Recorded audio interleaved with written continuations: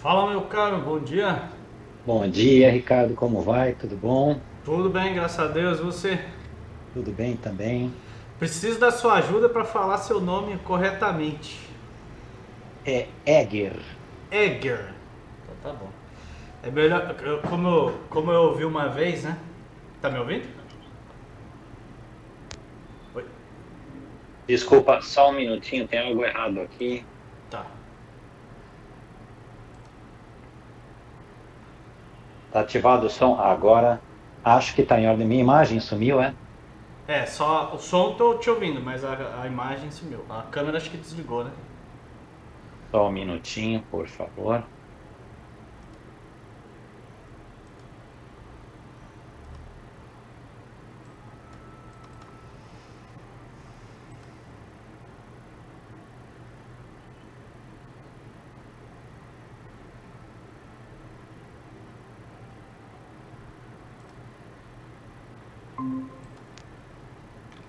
Oi, Ricardo.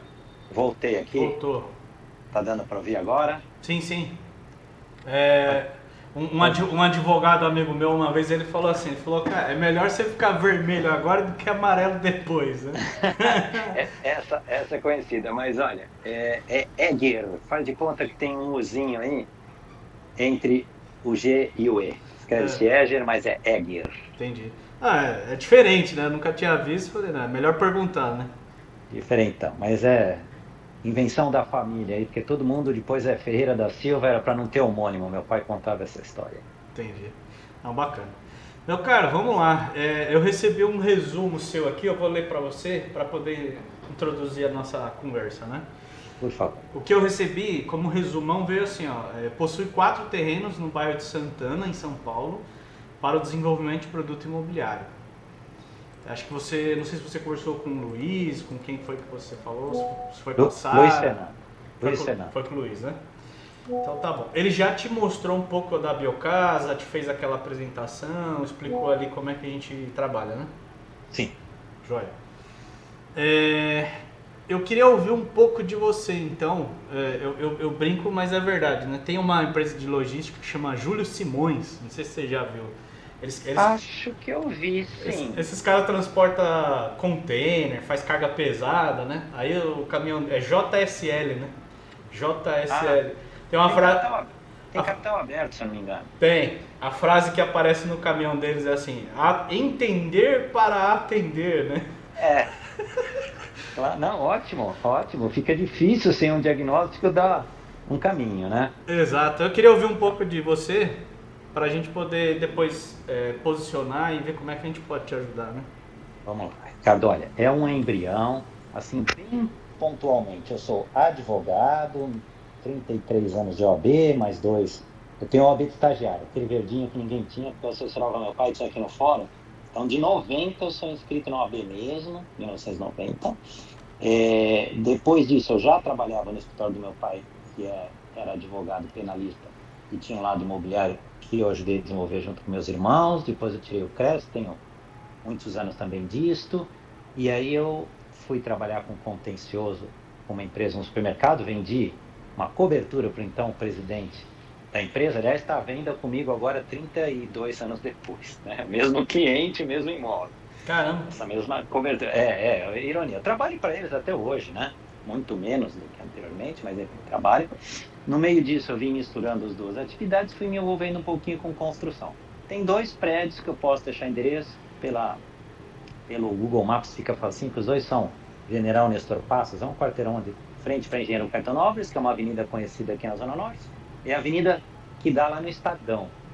O Estadão, um jornal lá na esquina da Marginal. É a mesma rua que vem até o final aqui, perto do Horto Florestal. E esses Sei. dois prédios eu comecei, um eu vendi, entrei na incorporação como sócio investidor, fui em todas as reuniões. O do lado eu já fiz de frente, fui lá, levantei, montei a SPE, que era alguma coisa que eu queria fazer lá de trás, e entrei como incorporador mesmo, mas com mais parceiros. Agora, feito, está lá, prontinho, entregues os dois, né? Até esse segundo pegamos pandemia, pegamos mudança de legislação. Xinguei o Haddad, mas depois que era o prefeito na época do nosso projeto, mudou, mas mudou para melhor. Nós tivemos 4 andares, aquelas histórias que a gente reclama da insegurança jurídica. né, que tivemos que refazer o projeto, mas melhorou para nós. E hoje, o que eu diminuí a advocacia o máximo que pude, tenho um contencioso daqueles dos quais eu não posso me desligar, né, não tem fim. Transações imobiliárias eu faço só documentação, porque tem corretores na rua que me trazem os negócios, isso continua o coração dos meus negócios. Eu queria edificar um prédio a pedido do meu sócio, nós somos 4 aqui desde 2 casais, né? Eu, minha mulher e um casal de amigos, mais velhos um pouco. Na verdade, a sócia é amiga da minha mãe do tempo de colégio, pra você ter uma ideia. Acabou de fazer 79 anos, minha mãe também, elas eram da mesma classe. Eles não têm vindo, e eles sempre foram sócios de capital. E aqui entrou esta área, esses tais 4 terrenos em Santana, que eu acho que dá para edificar. Eu tenho pré-projetos, tudo de massa, aparentemente 4.700 metros de área de vendas. Eu vi que no material institucional de vocês é muito bacana que tem um resumão. VGV, construção. Logo, para quem tem uma ideia básica, né, o que sobra para o incorporador, vamos dizer, em receita bruta, né? Essa é a minha continha aqui. Eu tenho 4.700 metros quadrados, se for vendido a 11.000 metros quadrados, que é o que eu estimo, 51.700.000 de VGV e 35.250 de obras. Esse é a ideia, o projeto. Esses 4 lotes estão em Santana, a metade deles pertence a ex-secretário do meu sócio. Então eu tenho alguma segurança ali de que não vai escapar o controle. Já assinaram uma autorização de venda de exclusividade, mas é tudo velhinho, tudo venceu. Eu estou relativamente seguro, mas não tem negócio nenhum totalmente seguro enquanto não tiver assinado, né? Na verdade, nem assinado, né? As pessoas desistem no meio do caminho, dá problema, mas a gente tem uma outra estrutura jurídica e, vamos dizer assim, grau de segurança para prosseguir. Então, eu estou com isso pré-estudado, é o embrião, e os meus sócios financiadores, com 79 anos, pediram para não entrar mais no aspecto financeiro. Não querem mais investir. Especialmente depois que meu sócio fez uma cirurgia no rosto, ele ficou meio assustado. Acho que não vai durar muito. Eu disse, não, acho que não vou durar, mas não tem nada. Ele teve a cirurgia no rosto. Mas, enfim, isso o motivou. A Flagler, eu apoio. Ele tem uma empreiteira, é aposentado. Eu apoio, eu vou junto, eu posso participar das ideias, eu não quero mais entrar com dinheiro, eu não sei o que vai acontecer. Então, esta é a razão. Até foi no momento melhor, porque assim, tá no embrião, não entrou nada, não gastei nada, não tem nada. Tá tudo na cabeça, vocês que são na cabeça e acordado com o arquiteto, né? Eu já até fiz 2 tomadas, tudo confirmado esse estudo de massa. Confirmado com o segundo, que aliás foi o arquiteto que fez os 2 prédios que nós edificamos. Eu preferiria, a princípio, fazer com ele, além de eu gostar do estilo, né? Porque o arquiteto é um artista, né? Então, eu gosto do estilo artístico, eu gosto do estilo comercial, que ele direciona muito para o produto comercial, e ele aprova o projeto. Eu sei que ele aprova. Essa outra moça foi muito atenta, foi indicação até de um corretor, mas eu não conheço bem. Então, a princípio, é isso, pré-acordado. Até com a construtora, mesma que edificou esses prédios, já tem a construtora candidata a edificar aqui. O que eu fui buscar quando procurei por vocês, que eu achei que encaixou muito bem.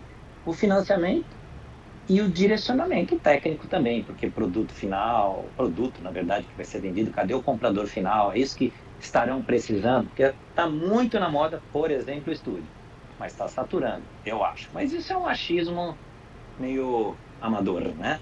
Então, o que eu queria, esta orientação, esta parceria, este financiamento, tudo documentado, tudo apresentado antes, não quero um centavo antes de registrar a incorporação, antes de pagar arquiteto. É esta parceria que eu estou idealizando. E depois que eu li a apresentação institucional de vocês, eu acho que encaixa até mais coisa do que eu imaginei. Sim, sim. Entendi. Bom, bacana. Eu vou te dizer que arquiteto é uma raça difícil de lidar, viu, cara? Vou te falar que mas é complicado. Como eu estudei música muitos anos, eu tenho um argumento assim meio artístico, né? Você tem que dar até, ó, esse rapaz mora em Jundiaí. Ele fala, preciso de uma semana pra... Tá bom. Ó, essa é minha carteira de motorista. Deixa eu ver se você consegue ver o que tem aqui dentro. Aqui. Agora, tô vendo que é de motorista, mas faz reflexo. É as palhetas, eu também sou músico. Não, e eu tô brincando, mas eu também sou arquiteto. Por isso que eu tô falando. Então, olha, pronto. Que bom. Não, mas eu não tenho nada contra. Minha filha mais nova é arquiteta, trabalha na Plaenge, uma empresa aqui de São Paulo, que na verdade é do Sul. Mas eu nem misturo as coisas, e é a mesma coisa. Ela é artística, sentimental, desde pequenininha, fazia balé. É diferente da mais velha que foi para comunicação, agora faz medicina. É temperamento, né?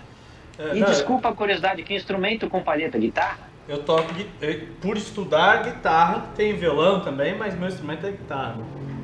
Bacana. E eu sou cristão, toco na igreja, né? Então, eu tenho 45 anos, mas eu toco guitarra desde os 10. Eu comecei a tocar com 10. Bacana. Eu estou com uma Fender na minha casa, do meu irmão, porque foi viajar, eu vou levar para ele depois. Eu adoro, eu estudei violão um pouquinho, mas eu estudei mesmo piano, eu estudei bastante tempo. E toquei bandolim, porque era com meu pai que a gente tocava chorinho. E então tenho palhetinha lá ainda. Agora eu fui tocar um pouquinho a Fender ali, olha, dava a impressão, que falei até pro meu irmão, ó, conhece aquela história começar do zero? É o que eu teria que fazer se você voltar a estudar. Começar do zero mesmo. Mas é uma Fender, né? Fender, né? Lindona, adorei. Mas para mim hoje é material decorativo, depois eu vou levar para ele. Não, legal. Lógico, brincadeira à parte, né? Eu sou arquiteto, né? Por isso que eu brinco assim, de maneira geral. Mas talvez eu vou ser o arquiteto mais cabeça de engenheiro que você vai conhecer. Sério. Porque eu não sou o cara da cor da almofada, não sou o cara da escolha da cortina. Isso aí eu deixo para os arquitetos, né? O meu negócio é exatamente o que você falou. Só falando um pouco sobre a nossa experiência e por que o Luiz então te direcionou para cá, né? Eu comecei na construção civil em 98, fiz 18 anos ali, já entrei na construção civil e não saí mais. De 98 até 2015 eu trabalhei como funcionário, né, para outras empresas. Em 2015 eu abri as minhas empresas aqui, eu tenho duas. E em agosto do ano passado eu passei a fazer parte também da Biocasa na matriz, né? Acho que ele te explicou que a gente tem 7 lojas, né? E que a gente tem um plano. Sim, achei muito interessante. A gente tem um plano ali de expansão. E com a minha chegada a gente agregou os serviços da área da incorporação imobiliária em si, né? Que até então a imobiliária, como imobiliária tradicional, ela não tinha antes. Então foi por isso que esse braço foi acrescentado no ano passado. Até o ano passado tinha a questão do funding, da indústria e da imobiliária tradicional, né? Com a minha entrada chegou esse braço da incorporação. Eu como arquiteto, como formação, desde 98, o primeiro trabalho que eu já fiz ali foi justamente nessa etapa que você está agora, de pegar o terreno em natura, estudar a legislação, ver o que pode, o que não pode, desenvolver o produto, buscar as aprovações nos órgãos, obter as aprovações, depois o desenvolvimento de obra. Ao longo desses anos, né, estamos indo aí para 28 anos de mercado. Nesses 28 anos, vou dizer que 40% deles foi, desculpa o termo, enfiado em obra.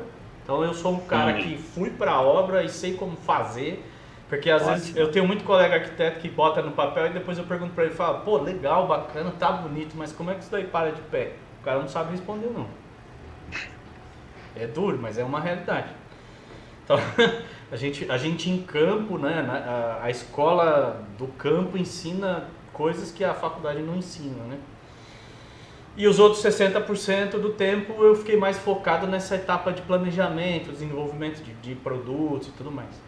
De 2015 para cá, quando eu abri a minha primeira empresa, a gente também se posicionou a trabalhar com a incorporação imobiliária. Então, até 2015 eu fui responsável técnico e desenvolvi outras incorporações para outras empresas. A partir de 2015 para cá a gente continuou fazendo isso, mas a gente começou a fazer para nós mesmos. Então, quando a gente começou a fazer para nós mesmos, a gente entendeu que o papel do arquiteto ele é importante, mas dentro do fluxo da incorporação ele é um pedaço pequeno. Tem mais um monte de gente ali que precisa trabalhar e fazer a colaboração entre todos esses profissionais aí para a coisa acontecer, né? Então, eu sempre brinco assim, né, que como não tem curso para empresário, também não tem curso para incorporador, assim. Incrível, incrível. Tá na lei, leiam aí se quiserem. É incrível como eu vejo que as pessoas nem entendem o que é isso. Assim, tem alguns cursos sim de incorporação, mas eles são todos fragmentados, né? Tem pós-graduação em incorporação imobiliária? Tem. Eu não fiz, confesso. Eu aprendi tomando pancada na cabeça.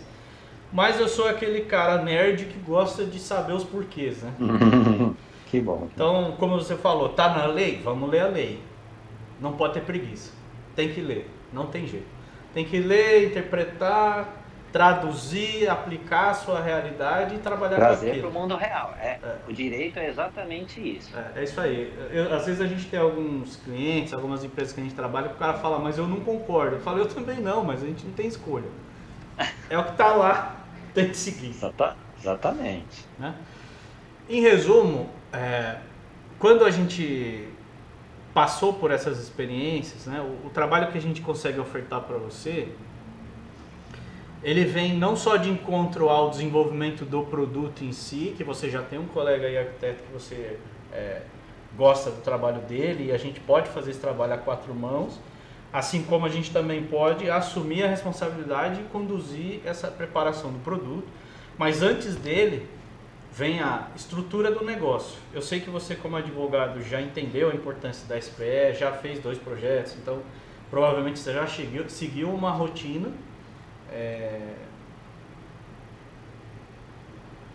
Travou? Travou? Tá me ouvindo? Agora sim. Já seguiu uma rotina ali de execução desses 2 empreendimentos, já viu contratação de fornecedores, de parceiros, já viu como é chato o pessoal que atrasa a entrega de material, entrega de serviço, provavelmente já teve sindicato na porta, enfim, já vivenciou algumas coisas aí. Né? A documentação, só para você entender, desde do levantamento do terreno, da investigação, que eu me tornei especialista em investigação imobiliária, viu, durante 30 anos, porque eu trabalhava com vendas, quando era estudante, eu fui trabalhar no supermercado, nos empresários. Eu enxerguei pelo outro lado o que as pessoas faziam para não deixar aparecer problemas. E durante todos esses anos eu trabalhei com isso. Quando fui fazer esse prédio, eu fui investigar, pegar a quadra, levantar tudo. Então isso eu fiz, unifiquei a área, retifiquei a área, e aí levei para o arquiteto e depois para a construtora. A administração da obra não fui eu que fiz, mas eu estava no comitê de obras, eu ia nas reuniões, aprendi um monte de coisa, mas não fiz, e é isso que eu queria também se interessar, agregar dessa vez, que está só conosco, né? Não tem ninguém eleito, nós podemos fazer isso também. Tá. Isso também a gente pode te ajudar. Então assim, a gente consegue atuar contigo em quais áreas, né? A parte de desenvolvimento de produto mesmo, projeto, aprovações, detalhamentos, coordenação, complementares, essa parte técnica, papel, documental, a gente tem tudo aqui dentro? Sim, temos. Esse trabalho colaborativo, que a gente vai chamar de consultoria, que é, Egger, olha, como é que nós vamos pensar na estrutura do negócio? Como é que vai ser? O terreno está em nome de quem? Qual é a proteção jurídica que isso daqui tem? Quais são os riscos? Para onde que a gente, se a gente fizer dessa forma, onde a gente consegue, principalmente porque você falou da questão do financiamento. A gente pode obter financiamento junto à Caixa, a gente pode obter financiamento junto ao Banco do Brasil, a gente pode obter, vou falar o nome de um banco que está numa problemática aí, mas ele faz financiamentos desse tipo, que é o BRB. Tem fundos de investimentos que tem interesse nesse mercado, tem fintechs, tem family office que também tem interesse. A gente, eu não sei se o Luiz falou, mas a gente tem mais de 160 soluções precisamente de crédito. Isso eu não sabia. É importantíssimo, não tinha entendido pelo menos. Tanto de pessoa física quanto de pessoa jurídica. Tem muita coisa de solução, e aí assim, não adianta eu ir bater na porta de todo mundo e falar, me ajuda aqui. O ponto não é esse. O ponto é a gente olhar o produto, estudar o que é melhor quanto estratégia para aquele produto e partindo do princípio de melhor estratégia daquele produto, qual é a porta certa que a gente tem que bater. Porque não adianta eu bater na porta errada, nós vamos quebrar a cara, essa que é a verdade. Ricardo, essa é a minha principal preocupação. Eu fui buscar o financiamento, eu me referi ao funding de documentação e custo com o arquiteto antes do início das vendas, com uma participação. Eu também fiz um cursinho com o professor Jamil Rami, para não dizer que não tem nenhum. Eu fui aluno dele também. Então, eu fui depois em Barueri, assisti mais uma palestra, que aí era próximo. A gente foi 2 dias lá.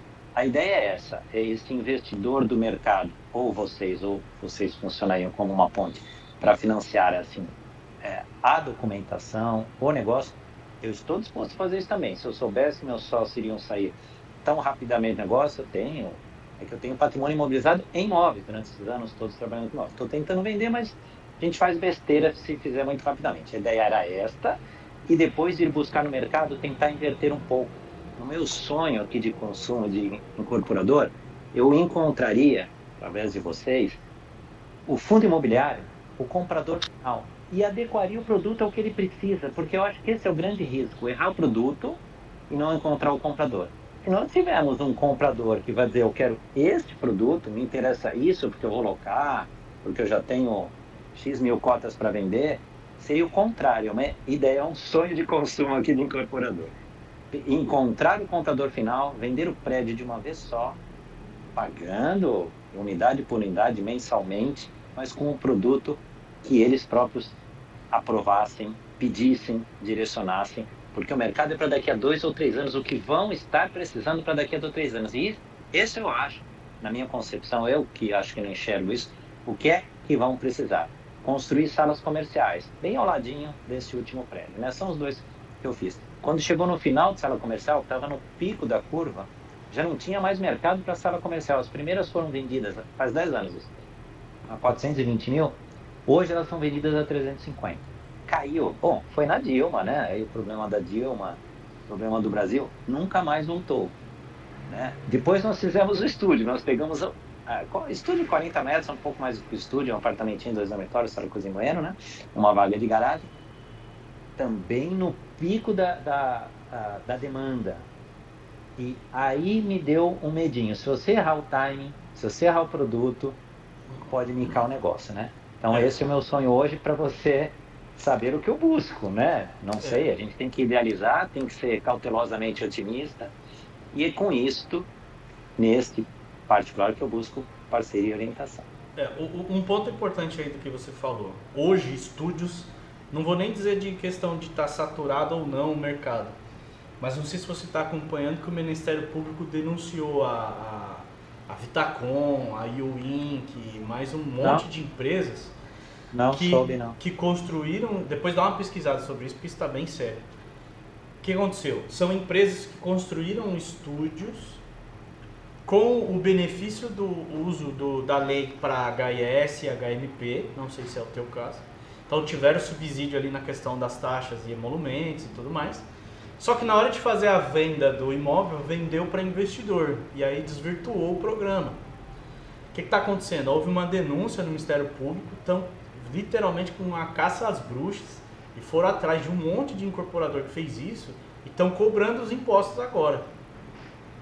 Então não sei se é o teu caso, mas eu não recomendaria a gente ir por essa linha agora. Você pode fazer, por exemplo, o estúdio, ele é possível fazer, mas sem usar o benefício da lei de HIS, né? Não, olha, eu nem queria, nem acho que a região tenha vocação para isso a princípio.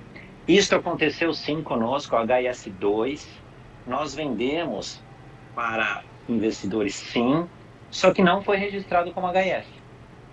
Aí criou-se um problema para quem está vendendo agora. Estão fazendo o registro retroativo. Essa minha obra deu, como todo mundo já vendeu e os investidores locaram, só tiveram que fazer um compromisso de locar para pessoas contempladas, eu não me lembro, com receita de X salários mínimos. Tem que se enquadrar no programa e ele não pode comercializar a unidade por 10 anos. Né?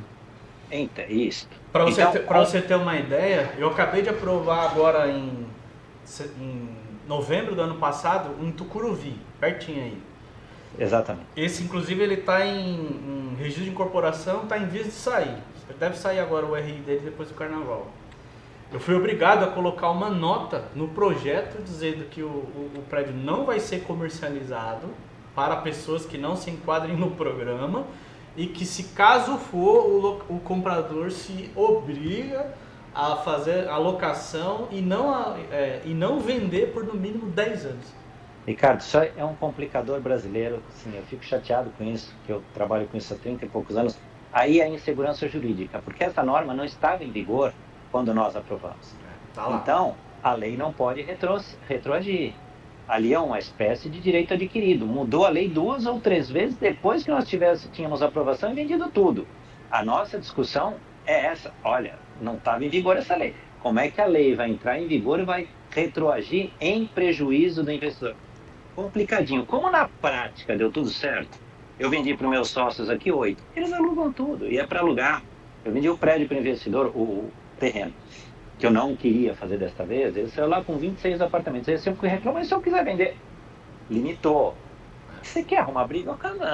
Não precisa daquilo, ele está alugando. Mas nós resolvemos de uma forma um pouco mais prática. Sim. Juridicamente, eu acho que está errado. Mas por todas essas razões, e mais do que você falou, eu não buscaria hoje este produto. Como é um terreno que tem 2 frentes, eu até idealizei para a rua de trás, que é menorzinha, um blocozinho para aproveitar a área construída. Um bloquinho HS. Né? Dentro do mesmo bloco, na verdade, 2 saídas. Mas eu estou aqui só pensando alto com você. Sim, eu já pensei e eu me arrependi de ter pensado por causa disso. Mas aí que está o ponto, né? Você pode fazer o produto. A única questão não se beneficia. É a gente não chamar de HES para não... Porque onde foi entre aspas, o erro, né? É porque você tem o benefício, quando você dá entrada em HES, HMP, você não paga a taxa, a prefeitura isenta, e depois o ISS também é isentado. Claro, o ISS é uma paulada, né? Não é barato. Só que a pancada que veio agora, depois eu vou te sugerir pesquisa principalmente sobre o que aconteceu com a Vitacom. A Vitacom, se eu não me engano, que é o Alexandre Frankel, ele foi o primeiro a depor no Ministério Público, chamaram ele aí na Câmara dos Deputados aí em São Paulo, deu maior confusão isso aí. Se eu não me engano, só a Vitacom estão cobrando 250 milhões de imposto dele. Quebra o cara. Não, dá pra estragar a brincadeira. Dá pra estragar toda a brincadeira. Quebra o cara. E aí, assim, eu não li tudo, mas tem mais de 1 bi tanto que a prefeitura tá atrás aí Ricardo, eu vou empresas, te contar, né? Rapidamente, para você conhecer e entender meu pensamento. Eu trabalho com isso, com imóveis e com a área jurídica há mais de 30 anos, como eu disse. Eu desisti na minha cabeça de fazer incorporações muito jovem, porque eu fui contratado para fazer uma notificação.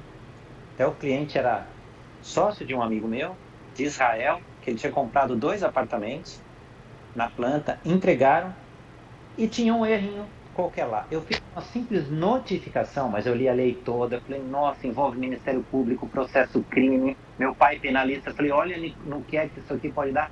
Eu notifiquei, chama-se Helene Montovani, não sei nem se existe mais Helene Santana, não sei se conhece. Eles devolveram o dinheiro todo que o cara pagou, corrigido monetariamente, e depositaram em Israel mediante versão, na hora. E eu falei, eu entendi isto como uma espécie de ameaça, não foi? Foi uma notificação. Que inclusive depois o cara não queria pagar, ele falou, quanto você quer por esse papel? Eu falei, não era pelo papel, era pelo que eu fiz para você receber os 2 apartamentos de volta. Mas o que isso significou para mim? O risco do incorporador em relação ao processo crime. Porque lá atrás, isso foi na década de 90, ninguém registrava incorporação na Zona Norte. Aí era um outro problema bem mais grave, né? E eu meio que desisti. Depois eu fui repensando, especialmente quando eu fiz este caso aqui, esse último, é só seguir a lei do começo ao fim. O professor Jamil fala isso. É só você cumprir com a lei. Aí não tem problema. Não tem dor de cabeça. Pronto. Acabou. E tem uma margem aqui que é brincadeira. Para que fazer? Tem gente que prefere ganhar menos para fazer errado, né? Tem umas patologias no mercado. Às vezes você faz direito, ainda que fosse para ganhar menos, ganha mais no final, evita esse monte de problemas. E aqui você entendeu a minha preocupação, eu estou adorando falar isso com você. Eu queria fazer direitinho, técnica e legalmente, do começo ao fim. Tem uma tremenda margem aqui, acertando o produto. Tem outro, viu? Mas eu queria muito começar com esse aqui que está muito maduro. Inclusive a lei de incorporação é de 64, né? O professor Jamil, ele se orgulha de falar que ele foi assistente pessoal do... Esqueci o nome do relator lá da lei e tudo mais, né? O professor Jamil, inclusive, ele é pro cara, você pode dar risada, mas ele é pro cara que é realmente nerd, né? Se você não for nerd, você não entende metade das coisas que ele fala. É que ele vem, ele conta detalhezinhos, como é que ele chegou a cada conclusão, é muito interessante. Sim, eu adorei. A aula dele é muito boa. Eu, como gosto de estudar, é demais. Eu fui aluno dele em 2020, fui da primeira turma online dele, logo quando entrou a pandemia, né? Eu fiz agora isso. Muito bacana. Enfim, O legal dele é que assim, eu pude ver muita coisa que a gente foi desenvolvendo ali na prática, né? Ele trouxe a parte teórica. Então, vai juntando, né? A escola da prática com a teoria. Acabei fazendo outros cursos também, porque o mercado ele é muito fragmentado. Então, um fala de uma coisa, o outro fala de outro, o outro fala de outro. Por exemplo, o professor Jamil ele defende uma tese lá que, assim, na prática eu nunca vi alguém que conseguiu fazer, que é fazer uma incorporação com custo zero, né? Difícil. Difícil, muito difícil, muito difícil. Gosto dele, ele é fera. Não estou dizendo que é impossível, mas é difícil. Você conseguir não botar R$1 em nada, é muito difícil. É uma promessa muito forte para falar que vai conseguir fazer com zero custo, né? Para fazer com zero custo, com certeza lá na frente vai custar bem mais caro, né? Mas voltando ao nosso caso aqui, então a gente consegue te ajudar de ponta a ponta, montando a estratégia do negócio, fazendo pesquisa de mercado. Dependendo do nível da pesquisa, aí a gente vai precisar recomendar uma empresa especialista. Então tem algumas com quem a gente trabalha, a gente gosta do relatório deles.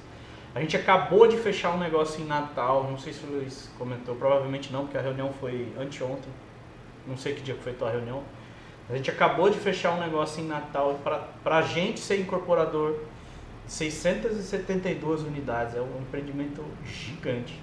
A gente tem outros aqui, que a gente também é sócio, né? Tem mais um de 545 e outro de 46 no Rio Grande do Sul. Tem mais 264 aqui em Santo André, eu sou de Santo André, tô aqui perto de você.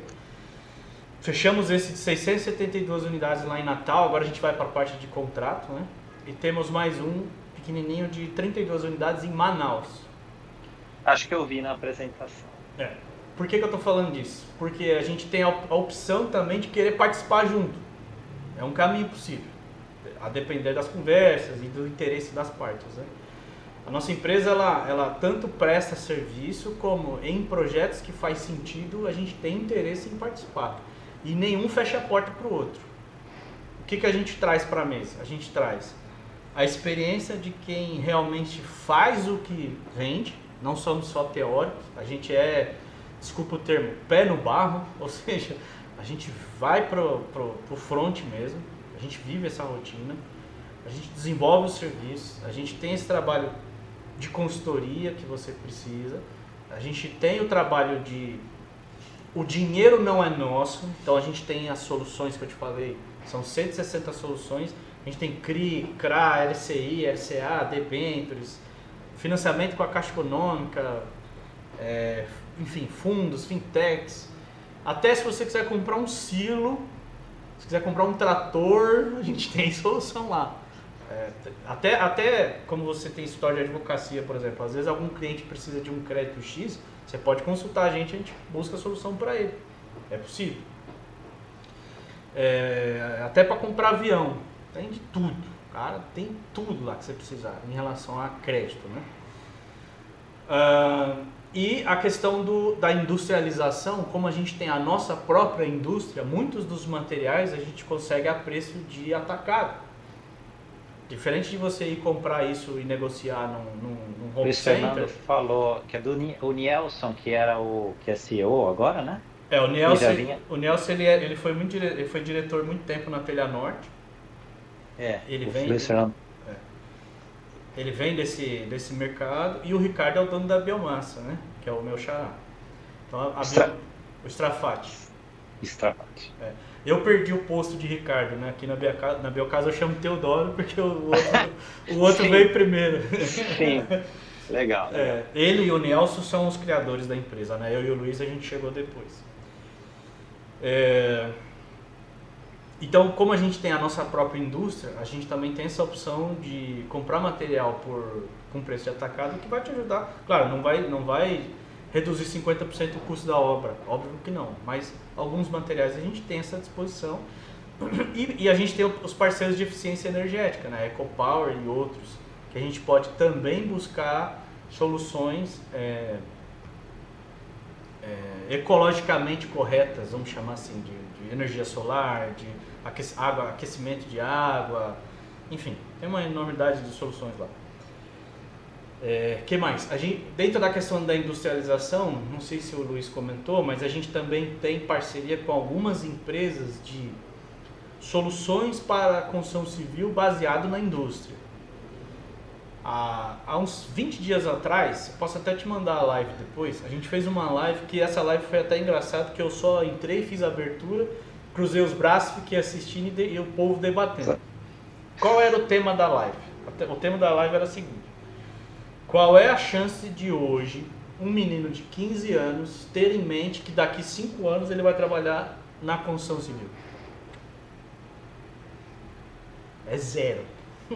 Eu imagino, porque o cara tá no TikTok, ele tá em redes sociais, com o aparelho na mão, construção civil. Levantar um aparelho celular é muito mais leve do que um saco de cimento. Mas nem no interior, né? Como é que era o nome do rapaz que jogava futebol lá? Mão de pedreiro, né? Como é que é? Luva de pedreiro lá. Isso. O cara é luva de pedreiro e ele tá na rede social, né? Quer dizer, o cara, ele não tá lá como pedreiro. É zero a chance. Então, assim, a base da mão de obra na construção civil hoje, a base da idade, né, são 45 anos. Ou seja, daqui 5 anos esse povo vai estar com 50. Daqui 10 anos os caras vão estar com 55. A gente está com um problema sério de mão de obra do ponto de vista de renovação. Então, a industrialização no Brasil, na construção civil, ela é tardia. A construção civil ainda não acordou para esse problema e a gente abraçou essa causa. Então, a Biocasa ela vai falar muito sobre esse tema e vai incentivar muito esse tema. Então a gente tem algumas empresas parceiras, por exemplo, que mesmo que no caso de prédio como o seu, a gente consegue industrializar uma boa parte dessa construção, que vai reduzir prazo, não vou dizer que vai reduzir custo de maneira geral, mas vai reduzir prazo, vai manter qualidade, vai ser uma obra mais limpa, ecologicamente correta, uma estrutura mais leve e possivelmente possa chamar a atenção do mercado, enfim, pelas questões que a gente vai adotar, né? Não quero fazer no modo tradicional. Tá tudo certo. Isso significa assim, a gente tem aqui as soluções e a gente gosta de encaixar elas e se aproveitar ao máximo das soluções que a gente tem, até por essas empresas serem parceiras, a gente poder usufruir dessas parcerias, né? O que mais? Você está num estágio bem inicial, né? Então hoje você tem um terreno e um estudo preliminar, ou seja, tem todo o fluxo aí para frente ainda para seguir e desenvolver esse negócio do zero, né? Apesar de você dizer que o contrato ali de uma certa forma está vencido, mas ele está vencido a exclusividade do estudo, ou porque você precisa definir se é permuta, se é física, se é financeira, se é aquisição? Então, está vencida a exclusividade, até venceu no final do ano. Eu conversei com a secretária dos meus sócios, chama-se Leda.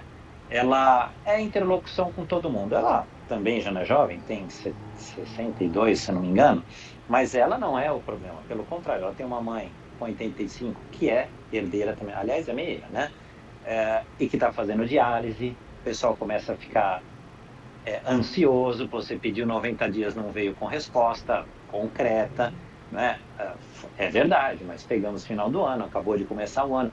Velhinhos. Os outros do lado são, com exceção de uma moça lá, que é herdeira, que chama-se Adriana, o resto é tudo velhinho. Todo mundo quer sair e todo mundo aceitou trocar por reconstruído, o que barateia muito em um primeiro momento.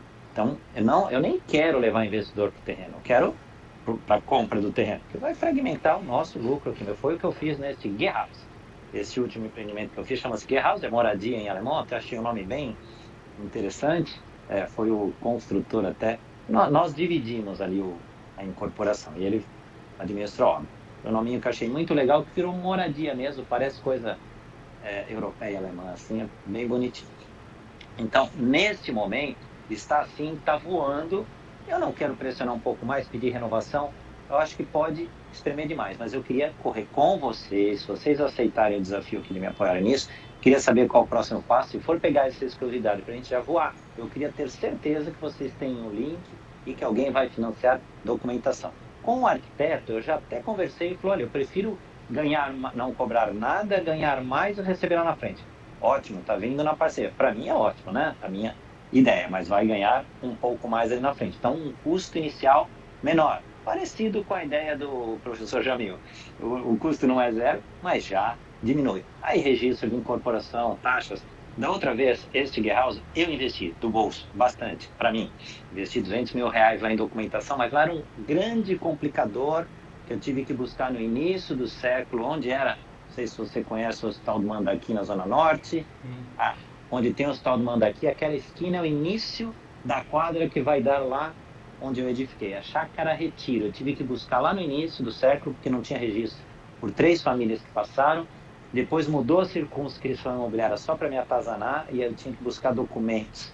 Isso demorou 2 anos, eu investi bastante para mim. Aí me atrapalhou na administração do dia a dia das coisas. Isso eu acho que não só não vai precisar, que é tudo com matrícula.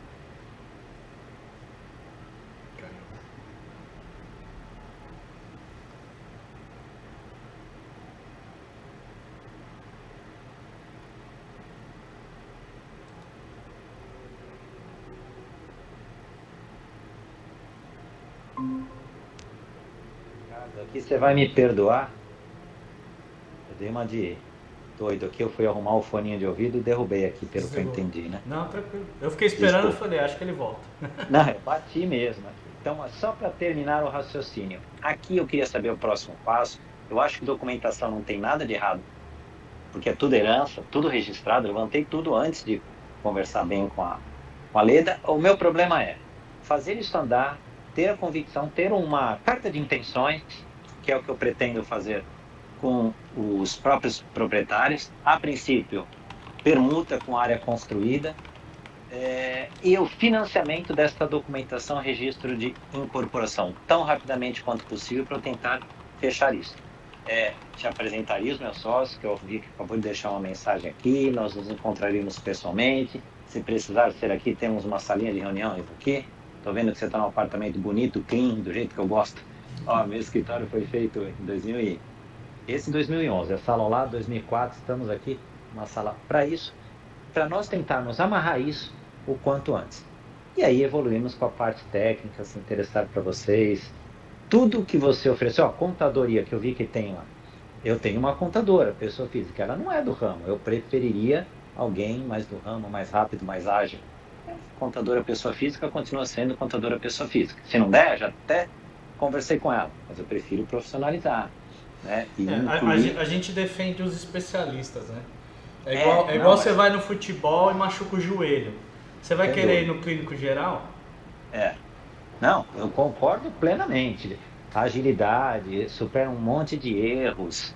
Né? Vamos lá. Então, estou aqui convidando, adorei a apresentação, adorei as ideias, até filosoficamente falando, só o nominho que me chamou muita atenção quando vi no Insta, Biocasa, né? Casa da Vida, até falei isso para você, não chamou muita atenção, achei muito bacana.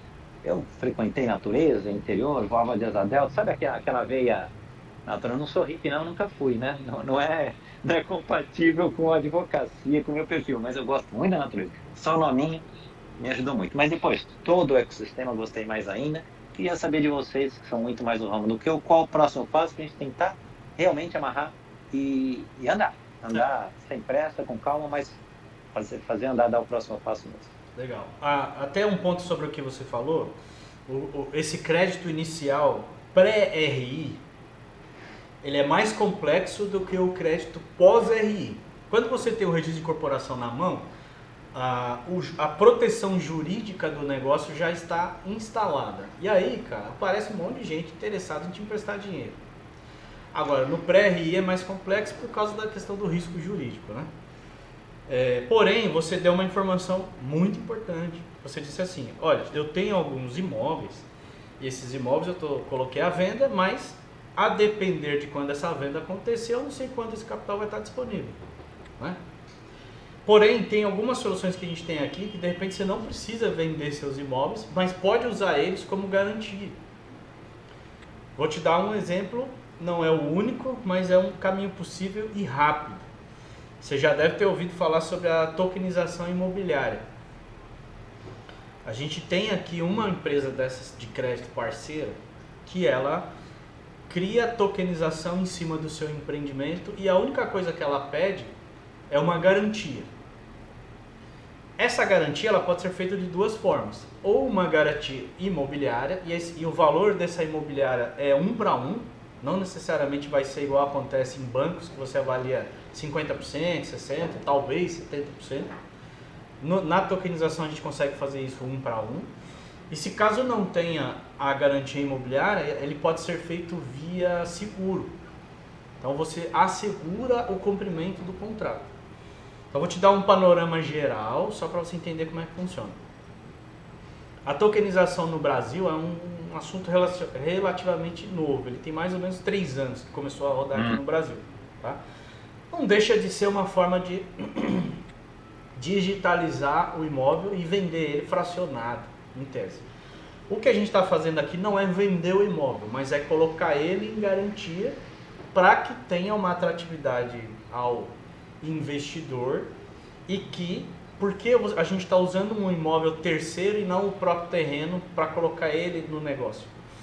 Porque lá na frente, quando a gente for buscar um banco ou um fundo de investimento, nenhum deles vai aceitar qualquer tipo de embaraço no lote. Seja ele jurídico, seja ele creditório. Eles não vão aceitar.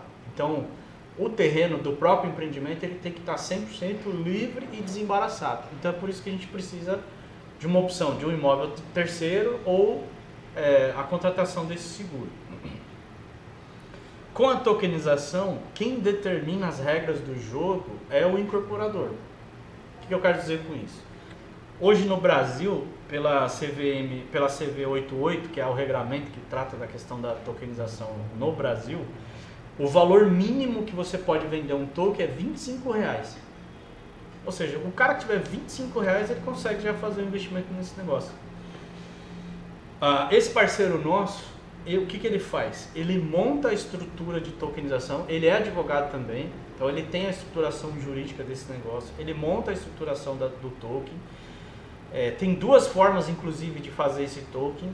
Não sei se você vai se recordar, uns 2 anos atrás, ou talvez um pouco mais, saiu na mídia um tal de um macaco que o Neymar comprou, que era um tipo de um selo digital. Lembra disso? Lembro. Aquele selo digital, a gente pode criar um selo digital que vai ser vendido com a garantia desses imóveis para você usar esse recurso para dentro do seu empreendimento. Ele tem um regulamento um pouco mais simples do que o token, mas é um caminho. E o outro caminho é o próprio token. Quando você cria o token, ele tem todo aquele processo de moeda digital. Então precisa criar o token, fazer o registro na CVM, fazer o registro na blockchain. Depois, montar o que eles chamam de lâmina.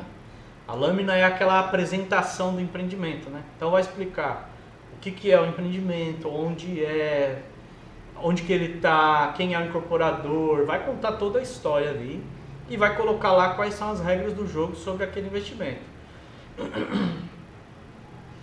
O Diego, que é esse parceiro nosso, ele vai te explicar quais são as melhores práticas de mercado, quais são os valores que tem tido o melhor resultado. Enfim, ele vai te desenhar isso com um pouco mais de detalhe quando você conversar com ele. Ele coloca isso na blockchain e ele faz a publicidade disso. Então, em média, a gente está acompanhando uma captação que ele está fazendo aqui para a cidade de Aparecida. Ele lançou uma captação de R$750 mil, sexta-feira da semana passada, às 6 da tarde. Até ontem já tinha captado 50% do valor do recurso. Esse recurso, quando ele atinge 67%, mais ou menos 2/3, ele é liberado para o incorporador. Até atingir isso, ele não é liberado. Por exemplo, vamos dizer que você precisa captar um valor maior, sei lá, 5 milhões. O que o Diego vai te explicar? Ele vai falar assim, olha, se você precisa captar isso com velocidade, você precisa ser agressivo na questão do quanto você vai retornar a taxa de juros para o investidor. Um retorno hoje considerado agressivo é em torno de 2% ao mês, juros simples. Então você vai pagar 24% ao ano. Só que você consegue fazer uma emissão de 5 milhões, mas a captação fracionada. O que isso traz de benefício? Vamos dizer que no primeiro momento você precisa só de 1 milhão, você não precisa dos 5 milhões. Você só vai pagar juros a partir do momento que você capta o dinheiro. Então eu preciso de 1 milhão agora, eu preciso de 1 milhão daqui 6 meses, eu preciso de 1 milhão daqui 1 ano, eu preciso de 1 ano e meio, 2 anos. Os juros que você colocou naquela emissão, ele só passa a valer a partir do momento que você capta. Ah, mas no meio do caminho entrou um outro recurso, eu vendi 3 unidades para investidor e tal, o juros ficou menor, preciso captar o resto? É obrigado a captar o resto? Não é. Então talvez seja um caminho do ponto de vista velocidade de captação, né, para a gente poder já levantar esse capital. Só que para levantar o capital, aí o que eu vou sugerir para você é, vamos sentar e vamos olhar o quanto a gente precisa para chegar até o RI, para não passar nenhum calor aí nesse meio do caminho. Não, ok. Né? Outra coisa... Não estamos na idade, não precisamos fazer direito. Vamos fazer direito. Outra coisa, né?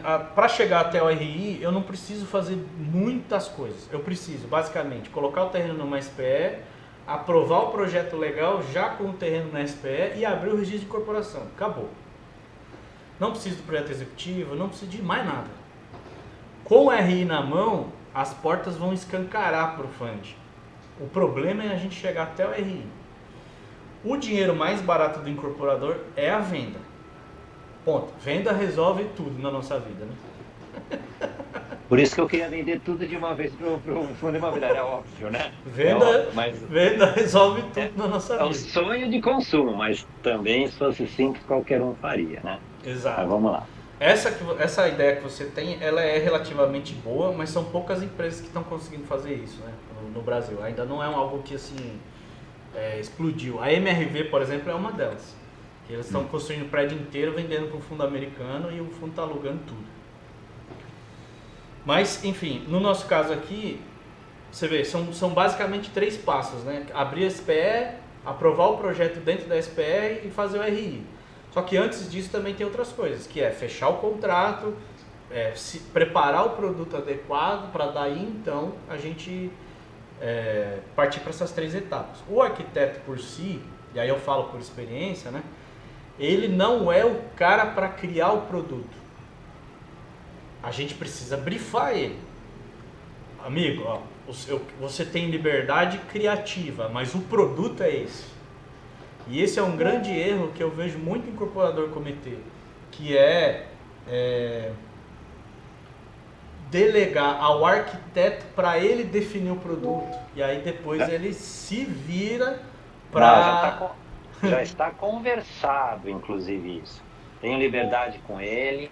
Falei, ó, tô buscando um produto, até quero te ouvir, é outra história. Não deixa de ser um levantamento não muito profissional, mas não deixa de ser um levantamento. Estou ouvindo o arquiteto que está no mercado que já fez X projetos. Mas a definição estratégica tem que ser do incorporador, que é quem vai sofrer os resultados e as consequências de uma eleição equivocada. Né? Não se transfere ou não se terceiriza a estratégia. Você terceiriza a operação. Mas por que eu estou falando isso? Porque o arquiteto, ele pode até alegar o seguinte: ah, mas eu fiz vários projetos nessa região, todos venderam. É verdade. Mas ele estava sentado lá com a barriga no balcão atendendo o cliente? Ele viu as dores do cliente quando ele foi comprar aquele produto? Ele entendeu o que o sufoco, né, o calor que o incorporador passou, porque levou 3 anos para vender todo o estoque? Ele não viu. Por quê? Porque ele fez o trabalho dele, entregou e saiu do processo. Ele acha que teve sucesso, mas sucesso baseado no quê? Né? Então a gente precisa brifar bem esse arquiteto para dizer para ele assim: ó, o meu produto é esse, o meu público é esse, o perfil do meu cliente é esse e eu quero assim. Aí você, a partir desse briefing, você tem liberdade criativa para poder criar a sua arquitetura, né? Dentro de um limite também, porque arquiteto viaja na maionese e eu posso falar com prioridade, com propriedade.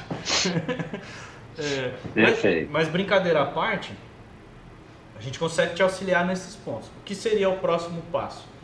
Se você puder me enviar o que você tem em relação a esse primeiro projeto que a gente falou, né? Aqui para mim chegou que você tem 4 terrenos, mas nós estamos falando de um só. Eu recebi o teu telefone aqui, é 11 99440 2790. É esse? Perfeito. Tá.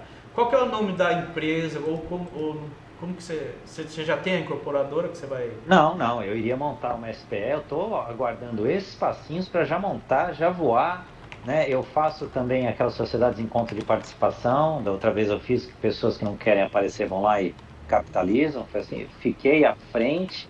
Agora, essa nova, como eu te disse, é do zero, eu queria fazer como pessoa física, a princípio incorporação pessoa física, pego exclusividade renovada, transfiro depois, cedo direito, montei a SPE, quem vai participar, quem não vai, a princípio ninguém, sócio não quis.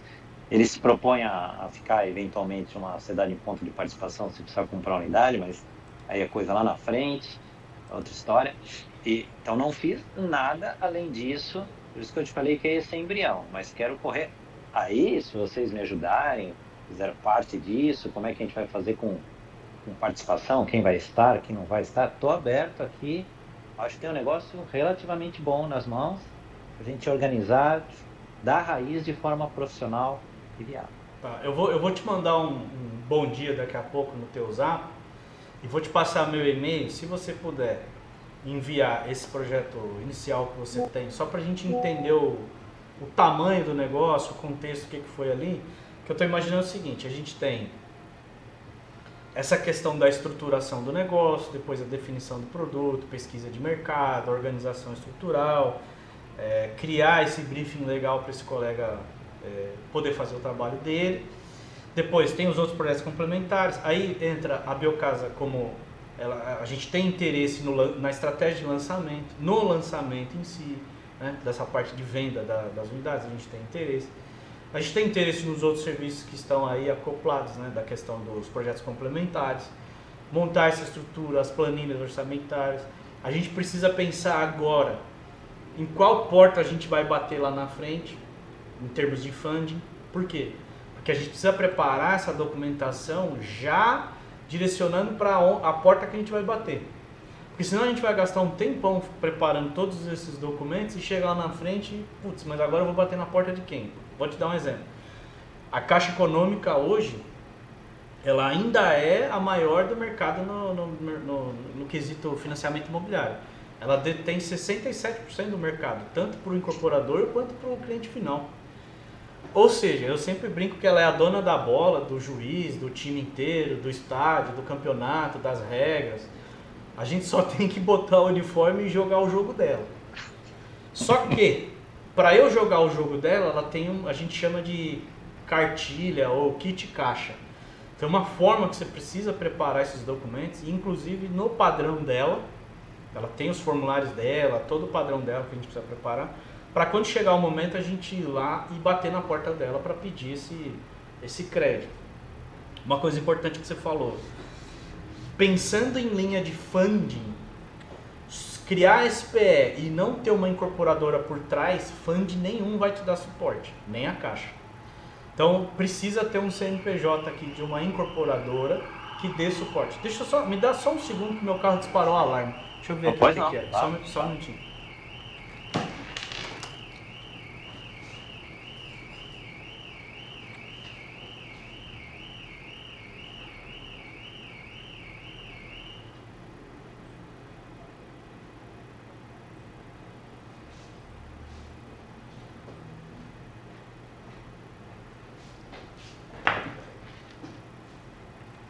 Não entendi o que aconteceu. Só disparou. Sei lá. Às vezes alguém deu algum cutucão, tá na frente do escritório. O que eu tava falando? Fugiu. Ah, sim, da preparação do documento, né? Isso. Então a gente precisa agora, na largada, trabalhar já sabendo mais ou menos as portas que a gente vai bater. Porque se a gente errar aqui, a gente pode chegar lá na frente e ter que voltar. Por exemplo, vou te citar um exemplo. No meio da pandemia, em julho de 2020, e a gente só foi sacar isso 2 anos depois, entrou um decreto federal, que eu nunca lembro o número dele, mas é 9.800 e alguma coisa, 9.809, se eu não me engano, de 2018. Ele foi promulgado em 2018 e ele entrou em vigor 18 meses depois e a gente não percebeu por causa daquela confusão da pandemia. Mas ele trata da questão do acesso igualitário. E o que ele chama de acesso igualitário? Hoje, não se entende mais por mobilidade reduzida só aquela permanente, que é aquela pessoa que só anda de cadeira de roda. Mas existe a mobilidade reduzida transitória. Eventualmente alguém sofre um acidente, precisa passar um tempo ali andando de muleta ou de cadeira de rodas, e esse cara ele precisa chegar na unidade dele. Pois bem, esse decreto ele também fala o seguinte, que, por exemplo, as prefeituras, né, por causa da NBR 9050, ela fala que a gente tem que prever 3% da quantidade das unidades serem acessíveis. O que 99,100% dos incorporadores fazem? Esses 3% sempre estão no primeiro nível, né? Se não tiver no térreo, está no primeiro andar. Hoje, esse decreto quebrou as pernas de todo mundo. Por quê? Ele fala assim, se esse cara quiser comprar a unidade do último andar, no último bloco, você, incorporador, tem que adaptar a unidade, tornar ela acessível para esse cliente, sem custos adicionais para ele. Eu tive um caso de uma incorporadora lá de Salvador, que eles fizeram um empreendimento aqui, acabaram desistindo. Eles iam fazer um empreendimento aqui em Águas de Santa Bárbara. Águas de Santa Bárbara, acho que é isso. Esqueci o nome da cidade agora. Mas é um lugar desse de águas termais aqui no interior de São Paulo. Santa Bárbara, sei lá, águas de alguma coisa. Quando eles chegaram aqui, a gente ia levar esse empreendimento para a Caixa Econômica. Maravilha, ele chegou com o projeto aprovado, todos os projetos executivos prontos, com o registro de incorporação bonitinho, era pôr na caixa, aprovar e sair vendendo e obra. Só que a gente esbarrou no seguinte problema, a Caixa analisou o projeto dele, quando eu vi, eu fiquei quieto, não falei nada, falei, vou deixar a Caixa dar a má notícia, né? E ela veio. Ele fez um projeto de estrutura de concreto, você já deve ter visto, São Paulo tem muito, aqueles prédios que a própria parede é a estrutura de concreto, né? A gente chama de parede de concreto moldada em loco. Como é que você tira uma parede daquela de lugar se caso você tiver que vender a unidade flexível? Não existe flexibilidade naquilo ali, porque a parede é a estrutura. Não tem como você fazer nenhum tipo de adaptação, né? A Caixa virou para ele e falou assim, ó, eu preciso de uma solução estrutural que seja flexível.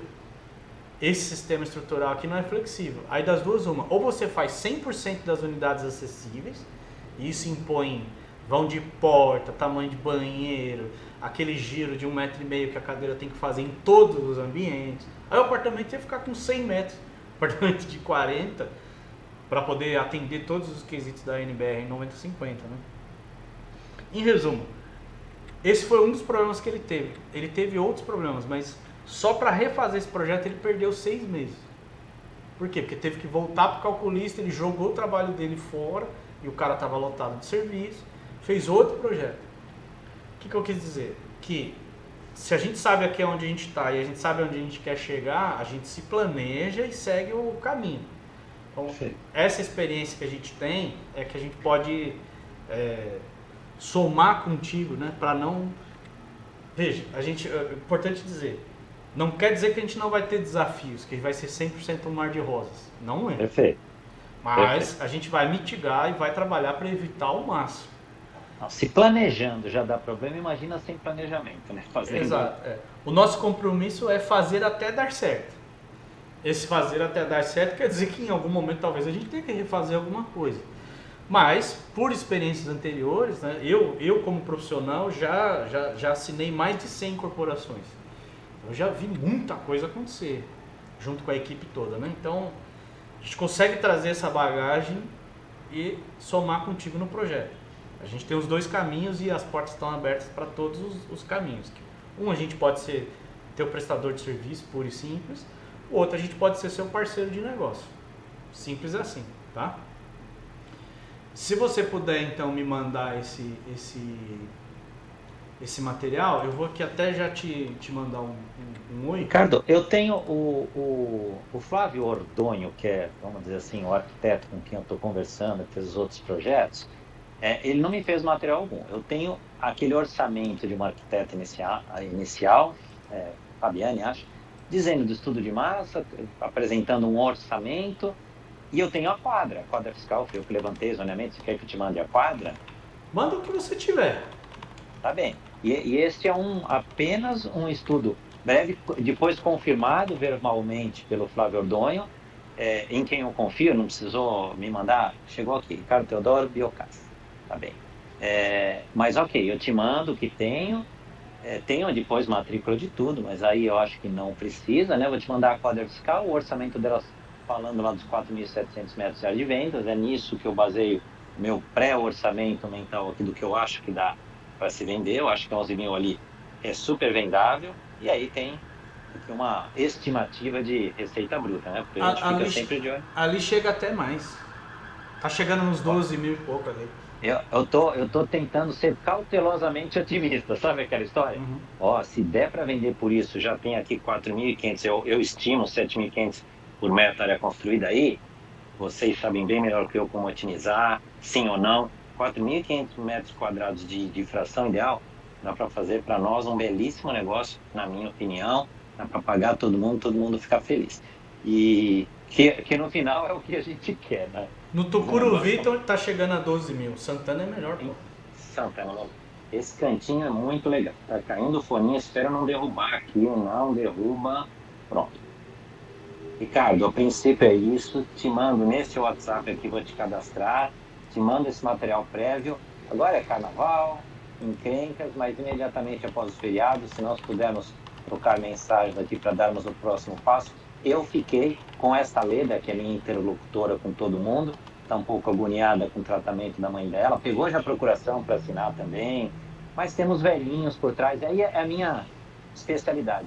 Desde que eu comecei na advocacia, com 22 anos, meus clientes são velhinhos, e são as pessoas que precisam de inventário, de documento, que tem imóvel, e aí tem todo um lado emocional, o cara vira quase psicólogo, não, aí não tem jeito, jovem, 25, 30 anos com propriedade para construir, normalmente não tem, se tiver ele que vai construir. Então faz parte desse meu trabalho, né, acalmar, mas eu preciso dar passos e cercando para tentar, rapaz, documentar isso aqui, para a gente correr com o resto da parte técnica, eu conto com a tua orientação com isso, tá bem? Maravilha, a gente vai precisar marcar outras conversas, né?